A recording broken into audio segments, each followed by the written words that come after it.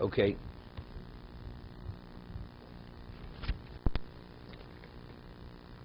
Okay, so the Gemara said, the Mishnah says, the Ram Gamliel said that because of these issues, which we had an argument, either mamzerus, illegitimacy, or the woman shouldn't be an aguna, they said that a husband, he has to actually tell the woman that the get is canceled, or the shliach that he's canceled. Tana Rabbanat, botlo muvutul div Rebbe. However, if he does cancel the shliach, and he does not inform the agent, or does not inform the woman, the get is not be used. The get is nullified. Lo levatlo, he cannot nullify it. Lo lohosav to know, or to add a precondition whether the get, in what context that get should be effective. What's the value of what of the rabbinic enactment? Or Reb Shimon Gamliel, what did he enact? It's interesting. No, not if he does, even though Reb Gamliel said he should not, because it causes all these issues, whether mamzerus or, I don't know, but if the person went and did not heed what the enactment, the get is canceled. That's Rebbe. Reb Shimon says no. The get could marry. So Botol Gito, is there such a thing where on the Torah level the get is nullified? And we're going to allow a married woman to marry? Factually, the husband canceled the agent. So if the agent no longer represents him, how could you give the get? So why would the Beit Din even consider the case? Bezdin doesn't mean Bezdin. Doesn't mean rabbinic court. Bezdin means, we said 2 or 3 people. 2 or 3 people. You just have to make a declaration in front of 2. The get is canceled. That's all he says. We're not talking about the rabbis. It's like Hatoras Nadorim. Go before 2 people, because the whole question is, we discussed, either word will get out, or they should be able to attest to the fact that he canceled it. That's all. Outside of that, it has no other value. So Rav Shimon says, if that, so Mar asks, but factually, if he did cancel it, how could you tell me that what? How could you permit a married woman to remarry if the get is not a get? Don't we have a principle that every lower court is subject to the jurisdiction of the higher court? And if the higher court doesn't will something to happen, doesn't want a particular legislation, a lower court can legislate all day long. No. Isn't there such a principle? No. That's the Bezdin or Chazal. They're empowered by the Torah to legislate laws. Let's say the Sanhedrin Gedolah, they feel it should not be legislated, and unless Bezdin says it should be. It's wrong what they said. The community doesn't have to heed the legislation of the lower court, because the ones under whose jurisdiction is Klal Yisrael, the jurisdiction of the high court, not the lower court. So, if the highest court... No, but that's legislative, rabbinic, that's a rabbinic law. That's a rabbinic law. Facts, the Torah says the husband has to divorce his wife. There's such a concept known as agency. If he appoints an agent, the agent is equivalent to the husband. What about if the husband cancels the agent? So how could the agent act as an agent if he's not the agent? So that's the claim against Rav Shimon Gamliel. What do you mean? But the court will lose its prestige and its status in the community. People will not respect the court. So therefore we have to go through with it. But factually, if the husband canceled the agent, he no longer represents the husband, how could the get be a get? That's the question. I took that literally as a court in the town. Why would the court in the town even consider the case without the presence? No, that's what I'm telling you. The court doesn't mean an official court. No, but then what's the business about prestige of the court? You just take No, not this court. The Takana of Shimon Gamliel. Rabbi Gamliel in his court, he was the Nasi. He had legislated in the court that a man cannot cancel the get unless the wife is informed before she receives it, or the agent who's delivering it is canceled. If you do it any other way, it should not be done. So if that's the case, if a person goes and does it, despite what Rabbi Gamliel says, does it have any value? It doesn't have value. So Rabbi Shimon Gamliel says if it doesn't have any value, so people can lose respect for the court, the original legislators.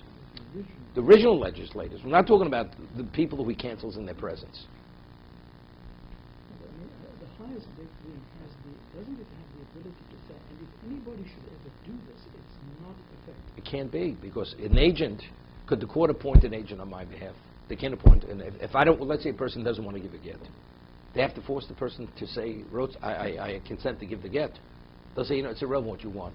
We're going to appoint an agent on your behalf, that agent will deliver the get. There's no such thing. You can only be an agent if the one who you're representing wants you to be his agent. Otherwise, he can't be your agent. So if the man canceled his agent, he says, this man does not represent me any longer, that means this man is not qualified to deliver the get. So that's the Gemara's question. What I'm saying is that the man goes to a court. That's what I'm saying. Three balabatim. And he just makes the statement. And he makes the statement. See, he says, I go on record, the man's not representing me any But longer. if the court says, we do not accept this, So remember what they said. They can't say such a thing. That's what I'm explaining to you. so what is the purpose of going to the court? Which court? The man That's only to make it public knowledge. That's to make it public knowledge. According to Rabbi Yochanan, you have to have 3 people. Or Rabbi... But what is the function of the court? No, it's not a court. That's what we're discussing. It's that word should get out to inform the woman that what? That of this. We're concerned, even if you have 3, word may not get to her soon enough. Word may not get to her soon enough. She may marry before. That's the problem. The takana is that he has to say in front of the agent, and he has to... No, if you tell the agent he's canceled, that means he's not delivering the get. Correct. And if you tell the woman, she's not married. Exactly. So here we're talking about, so in front of 2 people or 3 people, he says... That's not... We're saying... Avoid the get. She's going on record... Not good, according to the takana of the Leo, correct? So we're asking, how could it not be good? How could it not be a valid cancellation? That's the worst question. Right. Well, people... legislated it. It's irrelevant. But factually, she's a married woman. Because it's Del it's good. Since factually it could only be an agent if the husband wants you to represent him, right, and he canceled him, and he is, on the Torah level, the agent is canceled. Is canceled. When he does it in front of a court of 2 or 3. Not, as long as he makes it public knowledge that he canceled. Correct. Otherwise, we don't believe the man. Right, but it's not in front of the agent, it's not in front of the wife. Right. It's in front of the 3 people. He's gone. Rabbi Gamliel said it should not be done. Correct. Right? Let's say the man did do it. He didn't listen to what the original legislation was. So that's our discussion. Is it canceled? Is it not? Rebbe says it's canceled. The man, if the get is delivered, the get is not valid. Reb Shimon Gamliel says it's valid. So Mara asks, how could it be valid? The man no longer, the agent no longer represents the husband. So,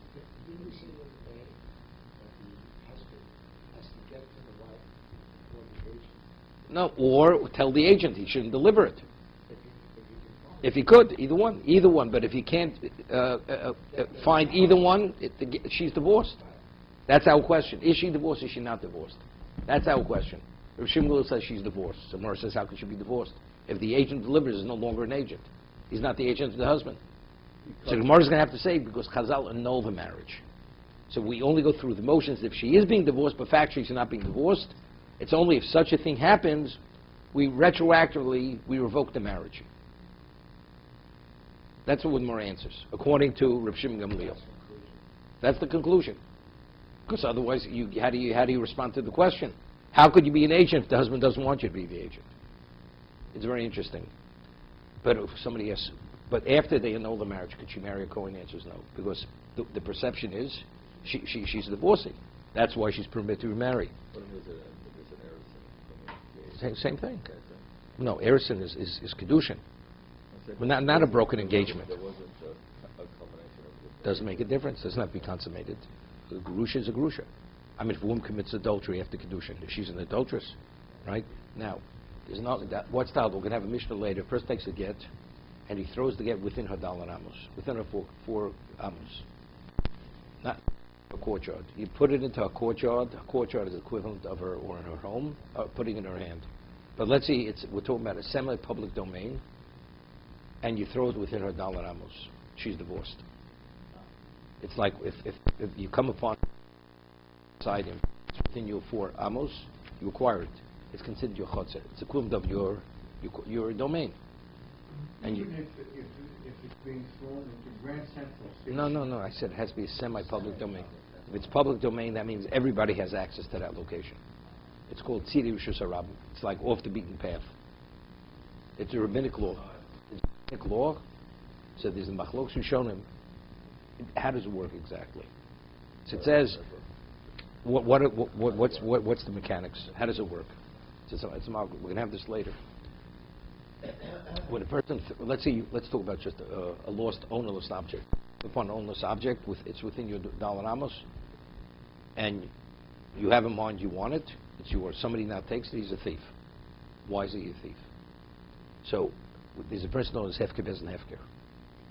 Chazal are empowered to actually deem something ownerless and transfer a monetary item and put it in someone's domain. Transfer ownership. Did they say when you come upon a location which is off the beaten path, that location is your location for that moment to acquire the object? Once you've acquired it, it's no longer your location. But for that moment, it is your location. So we're saying Hefker Bez and Hefker on what? On the location. Okay? So if that's the case, if a person would throw a get within dollar amos of a woman, why is she divorced? Because since they said that the location is her location, so the husband put the get within her courtyard. It's putting it in her domain. She's divorced. Wait, it's irrelevant. She doesn't want to get his balkorcha. It's irrelevant. It's irrelevant. It's irrelevant. It's irrelevant. Hefker Bez Nefker. They have the ability to put it. It's like a person inherits something on the Torah level. Could you stop inheritance? The person says, I don't want the inheritance. Doesn't make a difference. The moment the person dies, it transfers immediately. Okay? So there she would be divorced on a Torah level. The get was put in her domain. How did it become a domain? Hefker Bez Nefker, the domain is hers. The husband put it in her domain. Other Rishonim learned that's not the way it works. You mean, one moment the domain, it is the person, one moment it's not? They say anything which is within your dollar amos, that object, we say Hefker Bez Nefker on the object. Not on the domain. It's as if the domain was your domain. So why do you acquire it? Not because they said the domain is your domain. Anything which is within your dollar amos, that object we treat as if it's your domain. Therefore we say Hefker Bez Nefker on the object to transfer it into your domain. So we have a problem with a get. So if we're not saying it on the domain, so if you throw a get within a woman's dollar amos, why is she divorced? What did they say? The get is hers, but the get has to be put into her domain. The domain, they didn't say the domain is hers. So what they say is they annul the marriage. They say a get that's put within a woman's dollar amos, the marriage is retroactively annulled.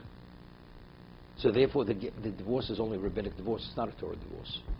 If they say Hefker Bez Nefker on the location, so you put the get in her domain, so she's divorced on the Torah level.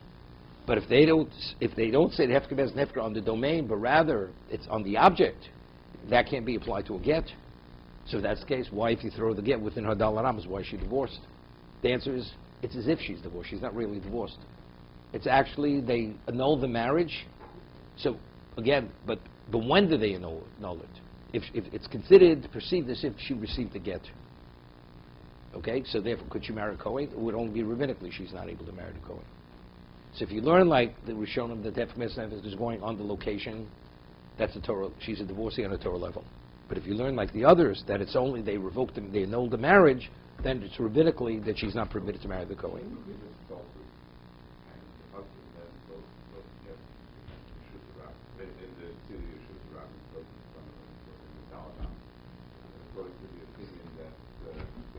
They couldn't put her to death. They couldn't. They wouldn't put her to death. They would not put her to death. Okay, we had earlier. What, they put a date in the get? If she committed adultery, if he does it this way, they couldn't put it to death. They wouldn't put it to death. You know, it's not simple. They may put it. They may put it to death. Of course, they have the power to put something. They have the ability to put somebody to death. No, directly to death. Mercies and Shabbos, a person rode a horse on Shabbos. They put him to death. A man cohabited publicly in a public area. It was such a breach of modesty, they put the man to death. Okay? They're empowered, if they have to, they could put a person to death. So this concept of a semi-public or semi-private? Semi-public, meaning it's a public area, but it's not. No, it has nothing with Shabbos. It's like if you have a public area, but it's not used by it's not a main thoroughfare. Because the whole concept is, if it's a main thoroughfare, using that for a person to consider his, it's not really it's an infringement on the public. You're going to use that location as if it's your domain. It's used continuously by the public. I'm just trying to think practically. In Manhattan here, on a side street, 53rd Street. A sidewalk would be called the Tzidur Shisarabim. Sidewalk. Right, but not the street itself. Sidewalk. Or it's a part of the sidewalk. See, in the old days, they would put pegs near the houses, because when the wagons would go down the street, if you wouldn't have these like posts near the wall, the wheels would actually ultimately damage the wall of the house. Eventually, the houses would cave in, would collapse. Because the wagons go very close to the house, so they have like a few feet. They would put these posts, these pegs. So the Gemara says that the space between the peg and the house, that was called Tzidur Shisarabim. That if an item would be in somebody's dollar numbers, could have wired there. Beyond that, that's the public thoroughfare. Right. But like if it's thrown in a Dallas Island, but the woman is not aware of it. Doesn't make a difference. As long as the witnesses could attest the fact is that it was within it, she's divorced. And if it's no witnesses, you just throw it into the Dallas Island So okay. without her being aware. So good. She's not people who have the same dollar. Two people. No, that's the whole argument. There's a question later. Let's say he threw it, and there's an argument that it landed his dollar or her. Let's say it's still within his 4 cubits. So she's not divorced. It's a suffix. She's a suffix. Suffix ish. Two say yes, two say not. Why would you say she is? No. If it's definitely his, not. But there's a question. Some say it was his. Some say it was hers. Did it land within her dollar? Was it not within dollar amos? There's a trade. That's one of the cases of trade. How do you deal with it? She's a cheskes eishes ish. She's presumed, but the two witnesses are saying that she's no longer an eishes ish. Okay, it's a whole discussion later.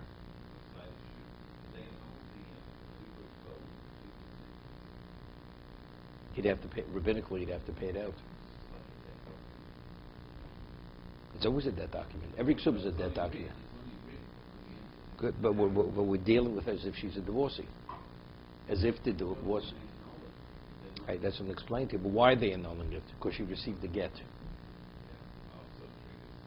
Same thing. Why is she not permitted to marry a Kohen? Because the basis for her no longer be connected because she received that document. So the perception is she's a grusha. But like you alluded earlier to annulment of vows, and it takes 3 people. Why 3 and not 2? Because you have to have a bezdin. That's the reason. Okay. So the more answer is Ein kol de mekarish rati rabbanon mekarish. That when a person marries, he marries based on the willingness of the chachamim, whether they're agreeable, they condone it, or they don't kedas Moshe Yisrael. We'll see. Wait. V'avkinu rabbanu b'kedushim, and they revoke the marriage. Amalei Ravino the Ravash yitenach the kodesh b'kaspa. Kodesh b'biyah Michael Meimar. So Rashi himself learns with a very, very interesting Rashi here. That's very good if a person marries with money. What about if he marries through cohabitation, which is right? The Mishnah says a man could marry in 1 of 3 ways. Keser shtarabiyah. Like shavar abod lebilot zebilusnus. Even there, so the way Rashi learns that you'd say directly to say that the initial marriage, by annulling it, initially was bias nus, maybe they wouldn't say that. If it's indirect, they would say it. But directly to say bias nus, maybe they wouldn't say it.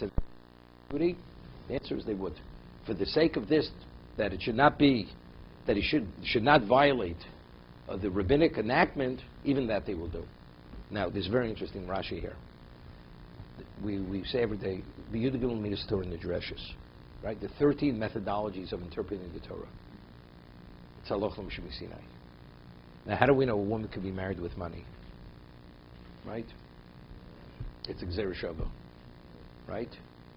Kicha misteyafron. This is Kika Chishisha. It says when a man takes a wife, so what does take a wife mean? It says by Avram Avinu, when he purchased the Maras Machpelah, the Tumah Machpelah, it also uses the term he purchased it, Kicha. So just as Kicha, now how did he purchase the Maras Machpelah? He gave money, gave value. So just as Kicha means giving value, when it says Kicha Chishisha, it also means value.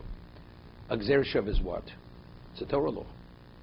It's as if the Torah said explicitly, if you give money to a woman, and whatever money means, Shava Pruto, she's married. She becomes a married woman, right? Now we'll see. Rashi himself cites Rabosa, his teachers, that they explained that if you marry through a woman with money, it's only rabbinical. It's a rabbinical marriage. So it says that's the way they learn the Gemara. It is very good if he marries with money because they were annulling a rabbinic enactment. But what about if you marry a woman through cohabitation, which is a Torah marriage? How do they annul that? Well, that the Gemara says they know that also. So Rashi goes this, because Gzera Shava is halacha mishmisinai. It's not rabbinical. We'll see it inside. Rashi himself misunderstood what his Rebbein was saying, because they use the term divrei sofrim. Divrei sofrim. The Gemara says in Lush, why were the Rabbi Chacham called sofrim? Because they counted the letters of the Torah. Sofer. Right? Why is a scribe called a sofer? Also because he knows the letters of the Torah. He counts them. You know, he's an expert in the numbers of letters, whether words written full or written deficient. He knows the letters.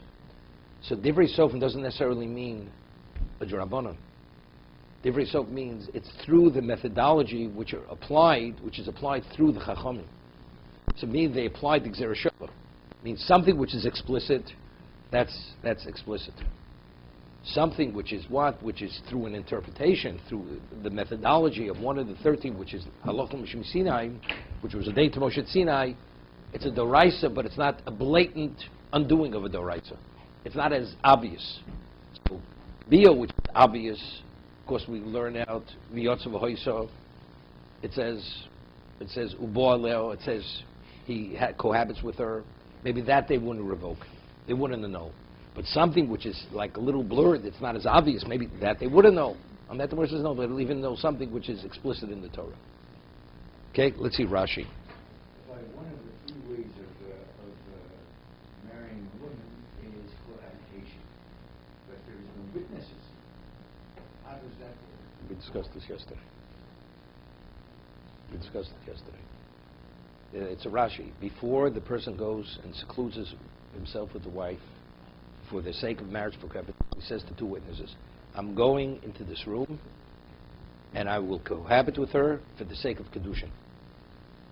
So the presumption is without question, although visually they don't see anything, that's what's happening behind closed doors. So, are we saying that the Chazal can annul a marriage that happened for you? Yes. Because the marriage is contingent on whether they want it to be or not be. In other words, the man himself is saying, I'm going to consecrate this woman to be my wife, to the act of Bia, that's what he says to the witnesses. That's what he says. That's what before he goes into that room. And if he doesn't say such a thing? So that's what we just alluded to yesterday. What about if he doesn't say it even by money? So money is never a problem. Hefker doesn't hefker. Right. So what about bio? So that's what we said, because Chazal have the ability even to revoke a marriage, even to Bukum Vasi. They could deem the act of bia as not an act of marriage. Cohabitation. This cohabitation is not marriage. They're empowered by the Torah to annul actually the act itself, that the act has no value. And this man lived with a woman for 20 years. Doesn't make had a big family, and they're saying that every time he engaged in bia, it was a biasnus. it was his noose. It was biasnus, correct? It wasn't within the context of marriage. She was never married to him. What about they annul it retroactively? What happens? So they've got the power to do this. Sure. What about a document? Marrying for a document? That's easy. How does the Chazal do that? Well, Was it contingent on whether they agreeable or not, or the man didn't write that into the document? He didn't. He got the same question. They would do the same thing. Same thing. He writes a document that you are consecrated to be my wife. And he gives her the No document. mention of Moshe ben Israel. They have to revoke the what's his name. First, the document has to be his document. So, no, they hefker is hefker on the document. Oh, the document is onerous. The document is onerous. It's not his. Same as money. So that would be the same as money. Correct. Same as money. Right. What was I going to say? Yeah. There's an argument we had when we studied Sanhedrin. Edom Zomimim. Right? Two witnesses go. Normally, if you have, let's say, contradictory testimony, two witnesses say the borrower borrowed at a certain date in a certain location. Okay? The man has to pay. The borrower brings witnesses. The so-called borrower says he wasn't in New York. He couldn't have borrowed because he was in California. So what is that's called contradictory testimony? You cannot collect from the person. Because the borrower has two witnesses claiming he's not a borrower. He couldn't have borrowed the money. What about if two witnesses would come and say, you couldn't have witnessed him being in California because you were with us elsewhere? Right? So then you believe the latter two. Now, why do you believe the latter two? Right? I mean, it's also trey of trey. We all word against our word. We say we weren't there. You say you were there. We say we weren't with you. Right? But factually, they could be put to death. Two witnesses testify, we saw Reuven kill Shimon, and we forewarned him. Two witnesses come to court, they say it's impossible because at that date they were elsewhere. And the court already had given the verdict that the defendant is going to be put to death. So based on the testimony of the latter group, you put those witnesses to death because they conspired to put an innocent man to death. That's called, even though it should be trey with trey. And the Gemara says inside, so what is Edom Zom? It's chidush. Because really it should be contradictory testimony. Okay? Now there's a question like this. A person goes, these are professional witnesses. They've signed on Gitin, they've signed on marriages, they've signed on deeds over years. Now, they find them Edom Zom on something that had taken place 20 years ago. Subsequently, they signed on all these documents. What's the value of this document? So if we say it's retroactive, if we're saying they were ready, they had lied as witnesses 20 years back, that means any testimony or any document they signed going forward for 20 years, they weren't valid witnesses. That means, so let's say they signed on a get, or they witnessed the get being given. It's not valid. That means the woman subsequently she remarried. What's the status? Do we treat her as if she's a divorcee or not a divorcee? If a woman, whatever, what do we do? How do we deal with all this? So it's a famous machlokas, Abaye and Rova. Do we say it's l'mafreya? Do we say it's retroactive? Or because it's chidush, it's only from the moment they're proven to be conspiring going forward. On a Torah level, all the previous testimony is not invalidated. That's a machlokas. The other one says, no, it's retroactive. So what do? We say hefker is an hefker, and we say we annul all the marriages, that it should not be considered adultery. So that's the question. Is it on a Torah level? Are all the documents valid documents? Or are they valid on a rabbinic level, and we conduct ourselves as if they were on the Torah level? Same idea. Afkin Rabban Lo Kedushin. They have to annul every one of those marriages that those witnesses had signed upon. What about other issues, monetary issues? That's easy. That's hefker bez and hefker. That's easy. But again, that's another application of annulment. Otherwise, we have very serious problems.